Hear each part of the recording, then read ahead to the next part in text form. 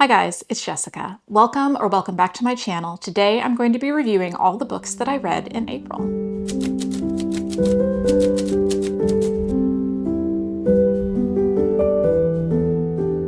I had a super fantastic month in April. It was so good. I read 13 books total, which was, wait, I wrote it down. 13 books. It's 4,923 pages that I read in the month of April.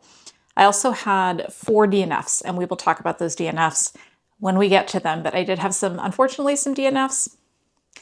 I'm happy that I learned how to DNF, so I'm not really that mad about it. But one of these books was a carryover from another month, but the rest of them were all new to me in this month, and I am so excited to share with you all my favorites. My average rating this month was a 4.25, which is so fantastic. So we're going to take these books in the order that I read them because I have way too many books that were 5 stars for me to be able to choose my favorite for the month like I usually do. So we're just going to go in the order that I read them. A couple of them I do have a reading blog for, and if I do, I will link that down below so that you can see kind of more in depth what my thoughts on these books were. So let's go ahead and get started. And I did do a little bit of early independent bookstore day shopping because I knew I wouldn't be able to go out for independent bookstore day because I have to work. So I went to my favorite 2 local bookstores and picked up some of the books that I rated 5 stars because I do love my book trophies. And the first one that I got is A Drop of Corruption by Robert Jackson Bennett. This is the sequel to The Tainted Cup. It is the second book in the Shadow of the Leviathan series. This is a series of fantasy mysteries. They take place in a fantasy world where humanity is kind of menaced by these big leviathans that come in from the sea and attack their cities. And humanity has learned to take from these leviathans, I don't want to spoil it too much, but they are able to enhance, or I think they're called augmentations, give themselves augmentations, which give them kind of almost like superpowers. Our main character, Din, he is what's known as an engraver, which means that when he smells a certain scent, it helps him to fix in his mind everything that he is seeing and hearing and smelling at that time, and then be able to repeat it back exactly. He is part of a detective duo with a woman named Anna. Anna is the Sherlock Holmes kind of character in this book. She is certainly very unique. And I really enjoyed continuing their story on in this second book. In this book, they are in kind of a far-flung part of the empire, a colony, I would say, probably something like that. There is a murder that they have been sent there to solve, a mysterious murder that doesn't seem like it would have been possible. So of course, Anna is going to use her amazing skills of deduction that she has to solve this murder, and Din is going to assist. But there's a lot more going on in this book than that. Nothing that I want to spoil because it is the second book, but I will say there's a lot of political intrigue. We get a lot of character development, I would say particularly of Anna, and I feel like we're going to learn more about her as we go on in the series. And I do understand that this isn't a trilogy, it's just an open-ended mystery series, which I am very into. I love this series. It's funny, it's imaginative, the setting is so unique. I just love everything about it. It's just one of my favorite series. Robert Jackson Bennett is one of my top 3 living fantasy authors, I would say. He's fantastic. You should check him out. If you have not read The Tainted Cup, I would recommend it. I would recommend picking it up. It's on sale, the ebook, a lot of places right now because the second book just came out. So if you want to pick that up or check it out from your library and see what all the fuss is about, because this book is so fantastic. 5 stars. Obviously, if that was not apparent. I liked it better than the first book. Highest recommendation. The second book that I read in April was Where the Axe is Buried by Ray Naylor. And I don't even know what to say about this book because this book really came up and took me by surprise. I have not read The Mountain and the Sea, which is his first book, or The Tusks of Extinction, which is the author's novella that came out last year.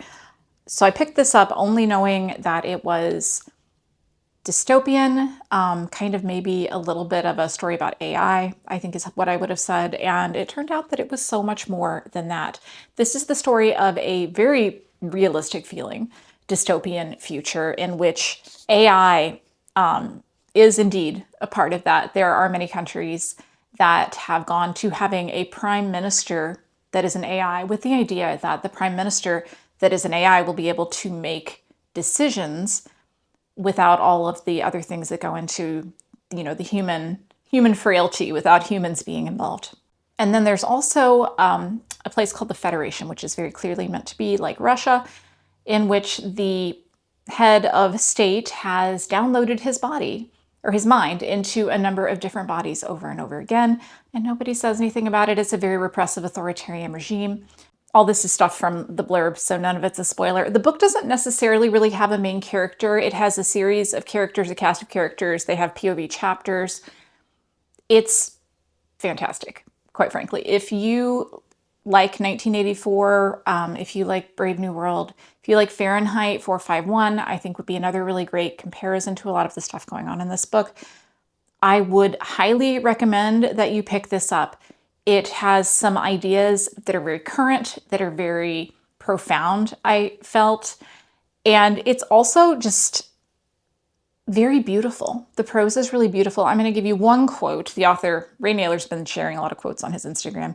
And this one says, "What we need most is opposition. It keeps us not only honest, but human. Without it, any one of us is a monster. Where there is complacency, every human power becomes monstrous. Togetherness is not agreement. It is the collective act of resisting one another." And that, I think, gives you, without any spoilers, kind of a little bit of a taste of what the writing in the book is like. It's very 1984. If you like 1984, you're definitely going to like this book. It feels a little bit like a 1984 for our present day. I wouldn't say that any of the characters were particularly memorable to me, but I would say that they all had good backstories. They seemed like real people. But what I really cared about was this world and the ideas that he was presenting within it. It just was a book that got me, I think, at exactly the right time. I gave it an easy 5 stars. It has leapt up to the top of the books that I have read this year. I would probably, if I were ranking books for this month, I would probably rank it above A Drop of Corruption, which I loved, but this one made me think. And I really, really highly recommend that if that sounds intriguing to you at all, if you like dystopian, if you like sci-fi, if you enjoy those kind of classic dystopian novels from the 20th century, that you pick this up, because I think it's fantastic. And I can see it being something that becomes a little bit of required reading, because while it's inspired by those books, it also feels as though it is wholly of our present day. And I just loved it. You should read it. Highest recommendation for the 2nd time in a row. The next book I have is very different from those two. It's historical fiction, and it is The Wolf Den by Elodie Harper. This is the story of Amara. Amara is a slave. She is Greek, and she was sent or sold into slavery, brought to Pompeii, and she was bought by someone that owns a brothel. So she is a prostitute, and the book is about how her spirit is very much not broken by this, I would say. It's about the sisterhood that she has with the other women who are in the same situation that she's in, with the other slaves. It is about Pompeii itself. The city itself was very vivid within this story. I just really, really enjoyed it. I thought it was moving. I thought that the characters themselves really kind of made an impression on me. I cried several times reading this. I just thought it was a really excellent book, a great first book in a series. There are 2 more. I am planning to read them. This one came out to about a 4-star rating for me, which is a great rating, especially for historical fiction, which is not something that I read quite as much, but I had seen a number of people recommend this series, and I was really intrigued by the setting, because setting it among, the people that are at the bottom of society felt like a different take on that. And I just really, really enjoyed it. I was rooting for our main character. I wanted her to be able to escape the situations that she was in. I am looking forward to continuing her story in the next book. And if you like historical fiction, this one's really a winner. And I think that I would definitely recommend that you pick it up if you have not read it. It's something different. It just felt fresh to me. 4 stars. 4 stars, highly recommend. The next book that I completed in the month was one that I picked in a video where I did a tag where I read the first line from a bunch of different books, and I chose this one. I will link that if you're interested in watching that process, but that is Ordinary Monsters by J.M. Miro. This is an extremely long book. It is 700 pages long, but I feel like it read really quickly for me. It's the story of primarily these 2 boys, Charlie and Marlowe. They have what I would describe as superpowers. If you wanted me to give a blurb for this book that was just, based on existing properties, I would say that this is Victorian X-Men.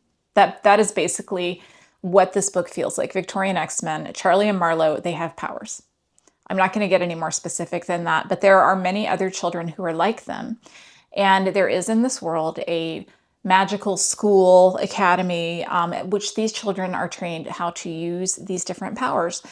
But there's a lot more to this world than that. First of all, I would say that if you like Victorian fiction, you like books that are set in that time period, this does a really great job capturing the darkness of the Victorian period, especially for people that were not well off. It captures the dirt and the grime and the crime and the social inequality of both England and the US, because there are some parts of it that take place in the US. It's also a very thoughtful novel. It deals a lot with themes of class, with themes of family and found family and who's really your family. I just really, really enjoyed it. I don't want to spoil particularly anything about the plotline beyond the things that are in the blurb for this for you, because I really think you should go in kind of blind, because I did, and I just really loved it. What I got from that first paragraph that I read was actually really different from the rest of the book, but I was not mad.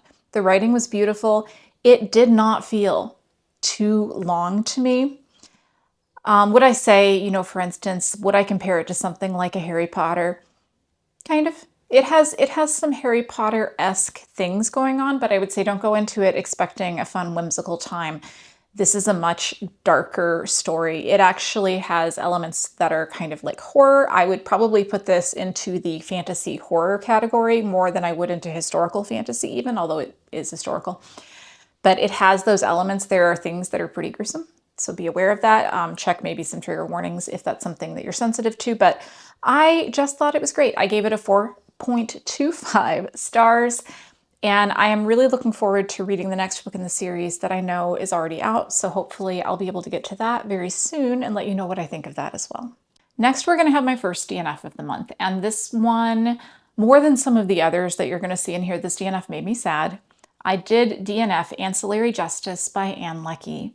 I feel like it might be more of a me thing on this one. This was the second time that I tried to read Ancillary Justice, and there's just something about the way the story is told, and probably who the main character is, quite frankly, that makes it so that I really didn't feel like I could connect emotionally to any of the characters. And for me, that's something that's very important. I find that I'm somebody that's very character focused within a book. So if a book has characters that feel like there's this distance between the reader and the characters, it's probably not going to be something I'm going to have an easy time reading. So I decided, after struggling through 25% of this for the second time, that this book was just not for me. This series is not for me. It's not anything bad about the series. The concepts of the series are really, really fascinating stories, things about AI and consciousness, all really interesting themes that I love to explore in other books, but this one didn't work for me,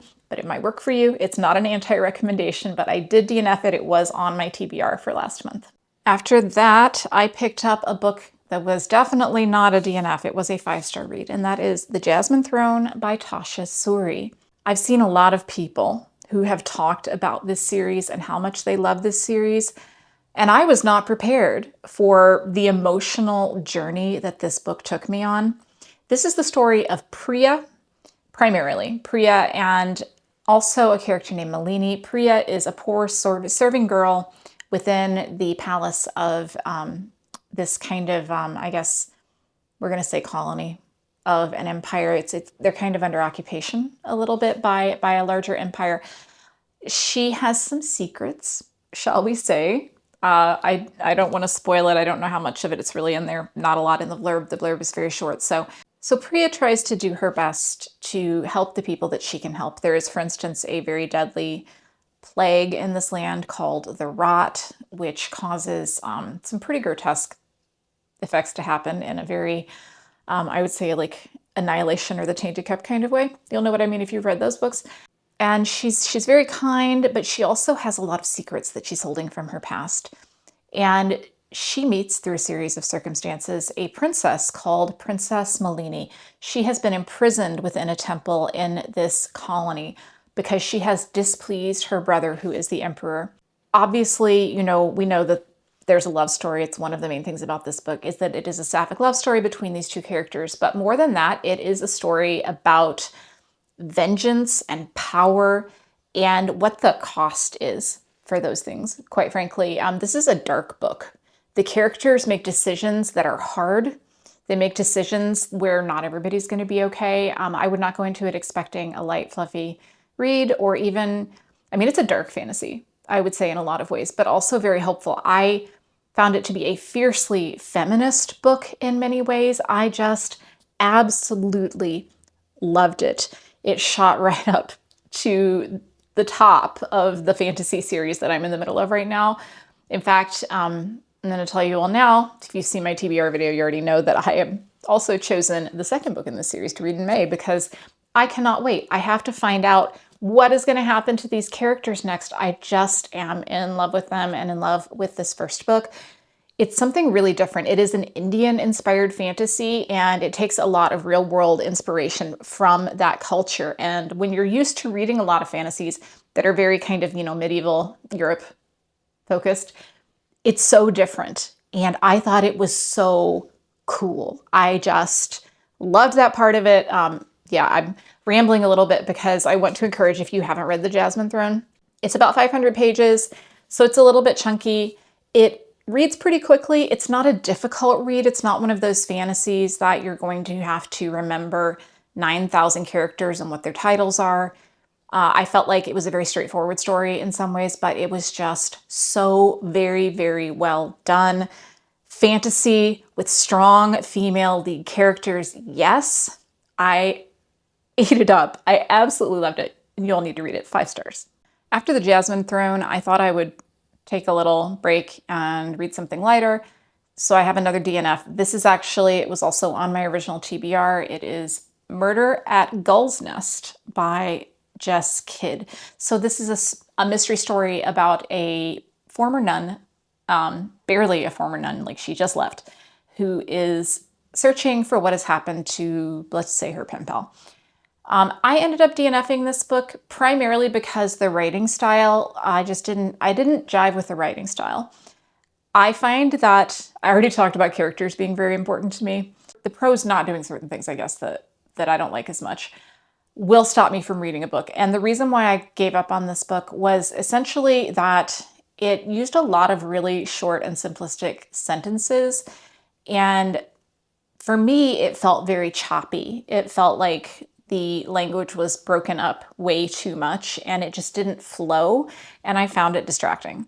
But I don't think there's anything wrong with the book. I've never read anything else by this author, but I know that she's a popular author, so I think it was probably, again, just a me thing, but I did DNF it. It was on my original TBR. And then if you have been watching my videos, you know that I have set a goal of reading 6 nonfiction books this year, and so far I'm failing because I had read 0. Now I've read 1. I read Between the World and Me by Ta-Nehisi Coates. This is a book that is written in the style of a letter to his 15-year-old teenage son. It's a memoir. He's telling the story of growing up and growing up as a Black young man going through school, going to, I think he went to Howard University, and what he learned about our society in America and the hopes and dreams that he has for his son, how he hopes things will be different, but the lessons that he needs his son to understand from our history and the things that he has seen. It's a very powerful and moving book. If you are, as I am, an American white lady, there are going to be some things that might make you feel a little bit uncomfortable, but I think that that discomfort is so important to sit in and think, why does this make me uncomfortable? It's very short. It's really good. He wrote it in response to a letter that James Baldwin in the 1960s, the author, wrote to his nephew. You can also pick that up and read that if you would like. I read that before I read this. That's very short. Gives a little bit of context for what I think he's doing here. But this book, I think it was written in 2015. It feels like it could have been written now. It was very moving, very touching. There were things that were hard, but I think it's worth reading, and I definitely recommend this one. I'm not giving it a rating because I don't like to rate memoirs because I feel like I'm giving a star rating to somebody's life. So it doesn't have a rating, but it is a high recommendation from me. I definitely think you should check it out. The next book I read is one that I have been wanting to read for a really long time, and that is Kindred by Octavia E. Butler. I was very moved by this book. It is the story of Dana, an African-American woman in the 1970s who, through mysterious means, is pulled back repeatedly to slave times. I think it starts about 1815 or something like that, to the American South. And what happens to her there, how this affects the way she thinks about things in the present as she goes back and forth. There's a lot of stuff I don't want to spoil for you because there are a lot of things that I think it will be good for you to find out for yourself. I do have a vlog on this, which does have a spoiler review. So if you're interested in seeing that, I will link that down below so that you can get more of my thoughts. But this is a classic. It's my favorite of the Octavia Butler books that I have read so far. I thought it was very readable. It's not very long. I think it's easy to understand, but I also think that it will really make you think, especially if you are American, about our own history. And I think, again, just like in the last book, I think that's important for us to do. And I would highly recommend this one. I gave it about a 4.5-star rating. After I finished Kindred and the several heavy books that I had read before that, I thought I should try to read something light and fluffy. So I picked up a romance that was on my TBR, which is Ready or Not by Cara Bastone. And unfortunately, guys, this was another DNF. Yeah, I haven't read any romance books this year. I don't want, that's not that I don't want escapism, because I always want escapism, but I think my escapism is much more fantasy based than it is romance based. Why did I DNF this book? So this is a story of a woman who finds herself unexpectedly pregnant, and the man who steps up to help out with that, basically, who is not the father of the baby, which is a cute idea. I thought it was going to be cute, and maybe it would have been cute eventually, but I didn't like the writing style. I thought it was emotionally simplistic. She didn't feel like a real character to me. Like, she didn't feel like a real person. And that's going to be, especially in a romance where you have to care about the people, that's a death knell for me. Like, my favorite romance, recent romance, would be Funny Story by Emily Henry. And this one, not that. I didn't feel like the characters were real people. I thought it was kind of simplistic. And I just DNF'd it. I just didn't like it. Wasn't for me. This one's going to go in my little free library stack that I have up on one of these shelves over here. So when I go and do a little free library tour, I think later this month, I'm going to go ahead and get rid of this one. So it's just, it wasn't for me, but you know, it's a cute idea. I know a lot of people have really, really enjoyed it. And I love the cover. So springy, so pretty, but it just wasn't for me. Next is a book that I don't have in person, and it is How to Seal Your Own Fate by Kristen Perrin. This is the sequel to How to Solve Your Own Murder, which is a cozy mystery that came out, I think, 2 years ago. This is the direct sequel to it. I didn't know that it was going to have a sequel, and I was offered a review copy of it, which I gladly accepted. Was looking forward to it because I really loved the first book. I gave the first book 4 stars. It really kind of rekindled my love for, I would say, kind of classic mysteries. And unfortunately, this one did not do it for me. It came out to about a 2.5, maybe a 3-star rating. I understand that mystery series are often very formulaic, but this one was so formulaic that I just could not. So the idea in the first book is that we are following both diary entries from the main character's aunt, who has been murdered. She was afraid she was going to be murdered, and she left clues to solve her murder. Okay, that's the setup of the first book. But we're still kind of doing the same kind of thing in this book, and it didn't work for me here.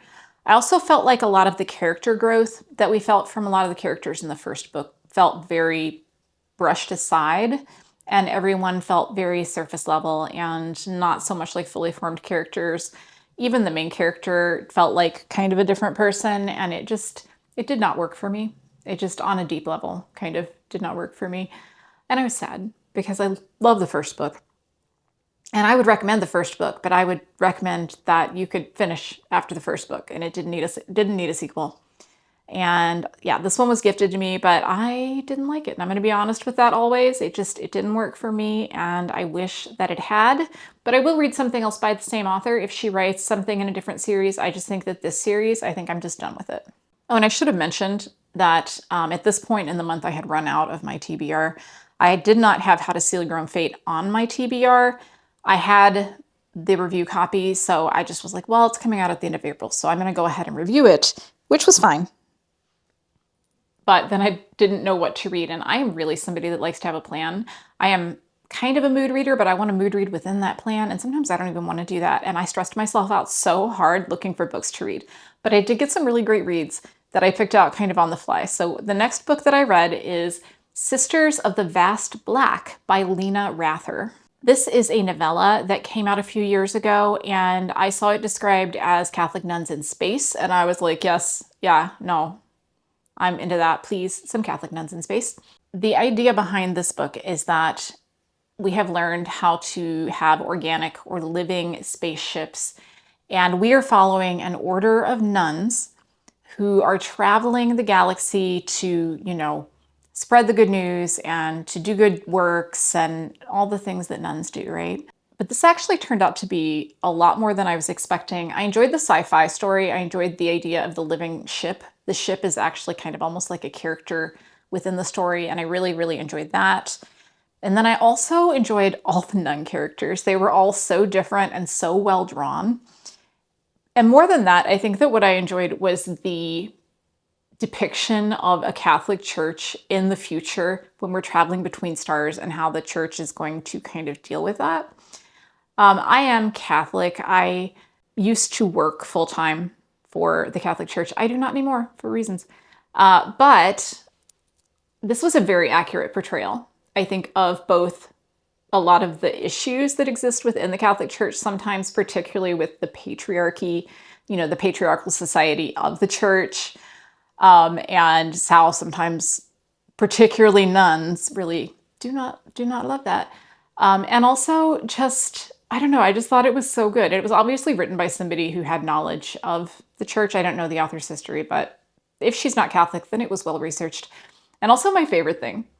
So I was a Catholic music director for a very long time, and there is a Catholic hymn called The Lord of the Dance. It's based on a Shaker tune. You would know it if you heard it. That's a famous hymn, kind of like very popular, I think maybe in like the 1970s. When I used to do a lot of weddings, I had not one, not two, probably 5 brides who asked if they could like walk down the aisle to the Lord of the Dance. And I was always like, yeah, sure. It's your day. It's your day. If you want to do the Lord of the Dance, sure. But I never understood why that one. And I think it's so funny that in this book, that's the hymn that they're still doing. It's just funny. But it was good. It was great. I enjoyed it. It was short. It is novella length. I would recommend it to anyone really who is interested in a very different kind of sci-fi story. You do not have to be Catholic or religious. This is not a religious book. It is definitely not a fan probably of the church in some ways, but I just thought it was great. Loved it. Loved it. 4.5 stars, somewhere in there. I'm looking forward to reading the sequel, which is already out. And I actually picked up a copy of it at the library store when I was there last week, so I am ready.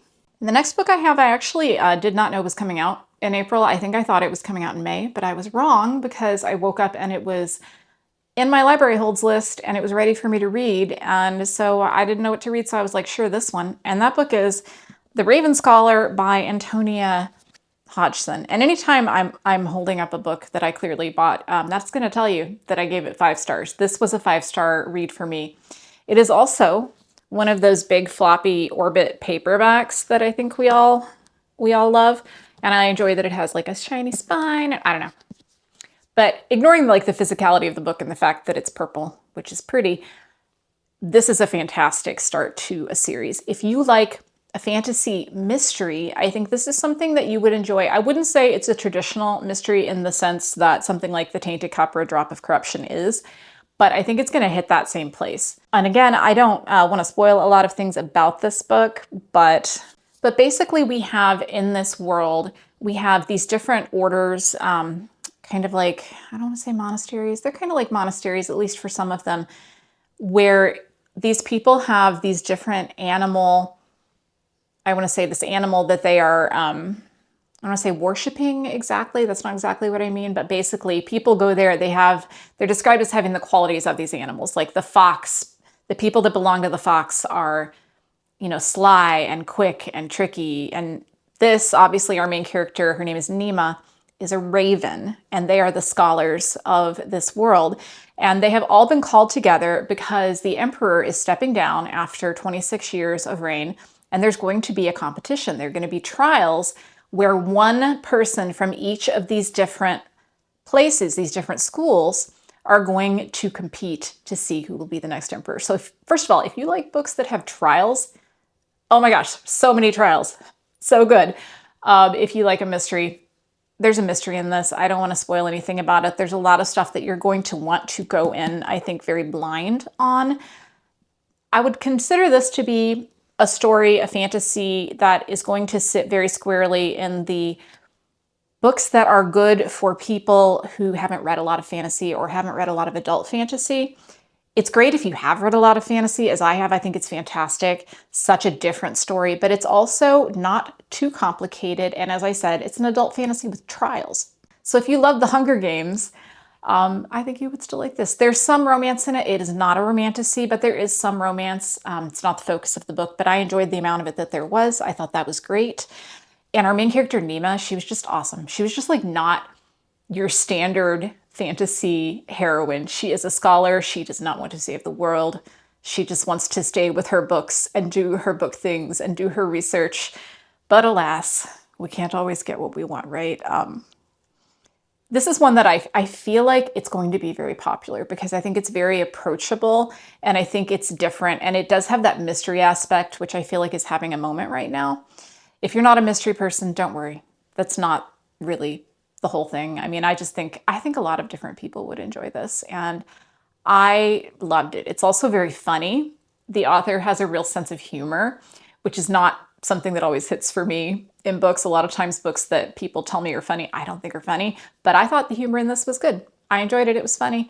It's not over the top. It's not ridiculous. It's all just kind of like our main character being sarcastic. I enjoyed it. So I would highly recommend this one. I did give it 5 stars. It was a surprise to me. It was not on my radar. It wasn't on my TBR. I had looked at it briefly when I was doing my books coming out video, and then I forgot that it was coming out, obviously, but I loved it. And I think that a lot of people would really love it. And I think a lot more people need to read it than I've seen reading it so far. But I feel like this one's going to be one that's going to have some staying power. Okay, I have 3 more books and 1 more DNF. So we're going to start with a book that I did finish, and that is Murder on the Orient Express by Agatha Christie. I read this book when I was a teenager. I remember nothing about it. I think I might have played a video game that was based on it at some point after that, but I didn't really remember the solution to the mystery until about halfway through.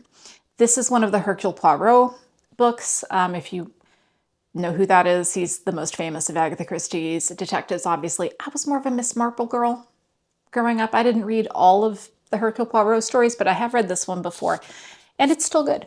I mean, it's trains. Mystery on a train. Mystery on a train in the past, because this was written, let's see, when was this written? 1934.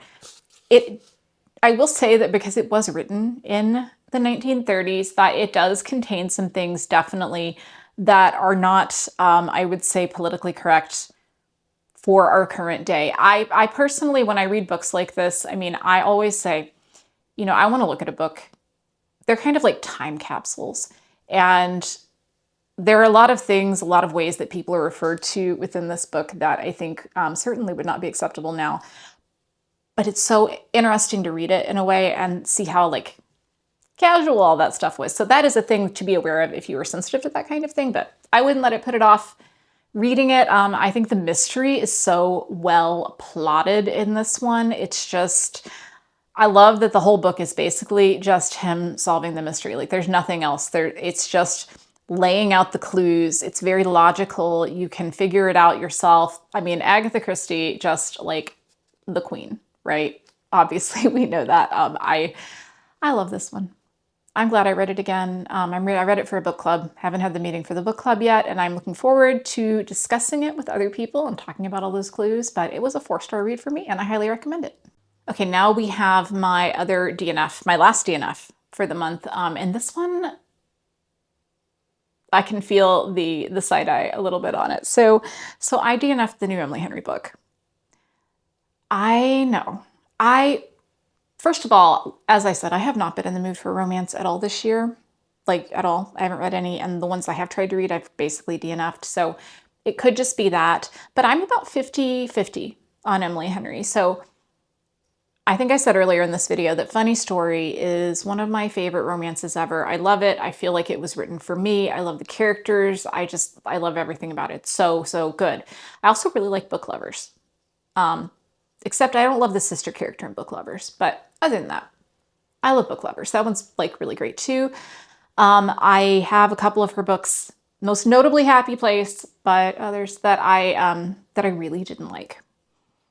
And so I always go into an Emily Henry book like, is this going to be one of the ones that I'm going to love, or one of the ones that I'm really not going to love? And this was more like not going to love, but I did just end up DNFing it. So it's hard for me to pass a final judgment on it. I would say it is important to be aware if you go into this book that it is much more of a women's fiction book than it is a romance. I did feel like the romance was getting a little bit of a short shift. It didn't feel like her other books to me, and that's not a criticism. I mean, good for you, girl. So would I recommend the new Emily Henry? I think it just depends on what you look for. It's not as romance heavy, at least not in the 25% that I read. I just wasn't feeling it. And it's always possible I might pick it up again later. It's not necessarily a DNF forever, but I sent it back to the library so that somebody who's really excited for it can get to read it, because my library has 1,900 people waiting in line for that book. So I gave it to somebody who would be more excited than I was. So that's a sad DNF, but like I said, I might come back later. We'll see. And then I did finish my short story collection that I was reading all year for Fantasy Bingo. Failed to finish it before the end, but that's okay. And that is Ted Chiang's Exhalation. This is a really fantastic sci-fi short story collection, very modern, a lot of different topics in it. I thought it was one of the best short story collections that I've read in a really long time. And I know a lot of people recommend his stuff and he's pretty popular, but I hadn't heard of him until fairly recently, so I just really enjoyed it. I would like to pick up his other short story collection and read that as well at some point. I did have some favorite stories in here. My two favorites were The Merchant and The Alchemist's Gate. That's the very first story in here. That's got kind of a very classic, moralistic kind of sci-fi feel to it. Enjoyed that. And then I really liked Follows, which is about like the idea that it's hard to explain. I'm not going to explain it because it's short, but I liked that one. That had some really interesting exploration of religion, and I really enjoyed that. And I enjoyed Daisy's Patent Automatic Nanny, which was just kind of a silly story. But there's a lot of great short stories in here. So I would highly recommend this one. My overall rating for this, probably about a 4. It took me a long time to read because I don't read these quickly. I read them maybe 1 or 2 stories a month. I'm just not quick on short stories. I want to read more though. And I do have one that I'm going to be reading for the challenge this year. So I'm ready to get started on that. So I had to finish this one up. Really enjoyed it. Would highly, highly recommend Exhalation by Ted Chiang. Finally, the last book that I read this month was also gifted to me. This is Red Moscow by R.C. Reid. And I'm actually friends with the author. This is the first book in a trilogy. It is historical fiction set in basically in the US and the Soviet Union toward the end of the Soviet Union. It's a spy story. I would say it's very, if you were somebody that enjoyed, a Tom Clancy novel back in the day, this is the same kind of deal. It's very well historically researched. It's very clear that the author has a real passion for history, that he is including a lot of things that I actually had to stop reading and look up because I don't know a lot about Soviet history, so that I could understand what the different terms were and what the different structures were of the government at that time and the KGB. And I just thought that was very interesting. It is telling the story of a Russian who is defecting and some American spies, keeping it vague for, spoiler reasons. It's not very long. It's only 267 pages. So it's a little bit different from what I usually read, but I did actually really enjoy this. So I would recommend, if you're interested, checking it out. There's no ebook copy available of this right now, but it is available on Amazon and I think Barnes & Noble. So, and with that, that is the end of all the books that I read this month. I read a lot of books. I had a fantastic time. They were so good. I got 3 5-star reads. No, 4 5-star reads this month, which is so fantastic. I'm calling it best month of the year so far. I just had a great time with my reading and would not have it any other way. Yeah, so please leave me a comment and let me know what your favorite book was that you read in April, because I would love to get some more recommendations. I hope that you all have a fantastic day. I will see you in the next video.